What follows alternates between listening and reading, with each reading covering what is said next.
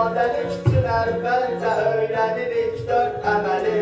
Bunların 4'ü də ən əsas əməliyyat sayılır. Bunların 4'ü də ən əsas əməliyyat sayılır. Ne kadar elim varsa şahı riyaziyyat sayılır. Ne kadar elim varsa şahı riyaziyyat sayılır. 10 rəqəm var ki, bu da 0'la 9 arası. Hərəsinin öz obrazı, hərəsinin öz hadirası. İkili kodda sıfırların, birlərin sırası. Elektron cihazlar üçün təsdiqat sayılır. Elektron cihazlar üçün təsdiqat sayılır. Ne kadar elim varsa şahı riyaziyyat sayılır. Ne kadar elim varsa şahı riyaziyyat sayılır. Alınır rəqəmdən etdikdə istifadə ədəd. Ədəd oxunda nöqtəni eyni ifadə ədəd. Tək ədəd, cüt ədəd, mürəkkəb ədəd, sadə ədəd. Natural ədəd çoxluğunda təminat sayılır. Natural ədəd çoxluğunda təminat sayılır. Ne kadar elim varsa şahı riyaziyyat sayılır. Ne kadar elim varsa şahı riyaziyyat sayılır. Qiymətin dəyişməyir Y ədədi, T ədədi. Görəsən onlardakı sehir nədir, gübrə nədir? Ki onlar dəyişməyib, sabit qalırlar əbədi. Kim atarsa bu sirri böyük mükafat sayılır. Kim atarsa bu sirri böyük mükafat sayılır. Ne kadar elim varsa şahı riyaziyyat sayılır.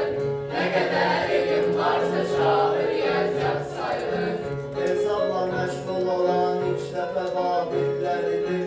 Qədim Yunanlı, qədim Misirli aqilləridir.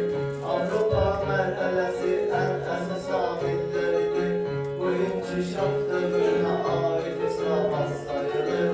Bu inkişaf dövrünə aid islahat sayılır. Ne kadar elim varsa şahı riyaziyyat sayılır. Ne kadar elim varsa şahı riyaziyyat sayılır. Zəminlə riyaziyyatın əksini fərz eləyirik. Ürək döyüntüsünü, köksünü fərz eləyirik. Biz hər hansı hökmün əksini fərz eləyirik. Ziddiyyətlə qarşılaşsaq əgər isbat sayılır. Ziddiyyətlə qarşılaşsaq əgər isbat sayılır. Ne kadar elim varsa şahı riyaziyyat sayılır. Ne kadar elim varsa şahı riyaziyyat sayılır. Diskret riyaziyyatı bu elmin əsas qoludur. Ehtimal nəzəriyyəsi xəzinələrlə doludur. Dəqiqlik anlayışı riyaziyyatın simvoludur.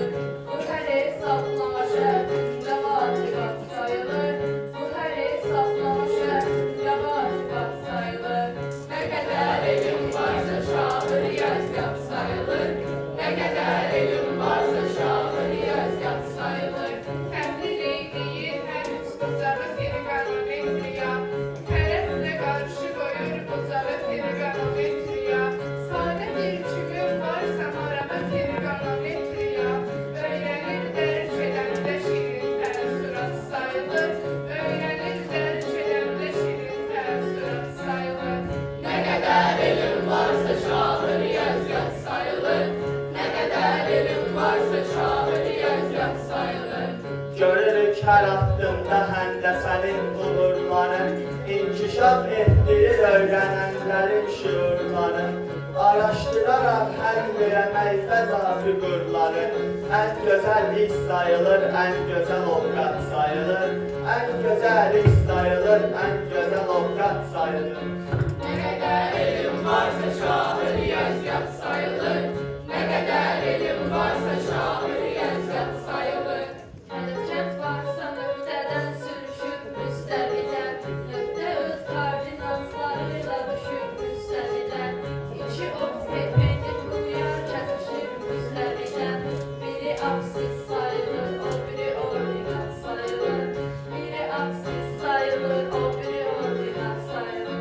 Ne kadar elim varsa şahı riyaziyyat sayılır. Ne kadar elim varsa şahı riyaziyyat sayılır. Dördbucaq fiqurların həll eləmək maraqlıdır. Parçalar nöqtələr ilə bir-birinə bağlıdır. uzaqlar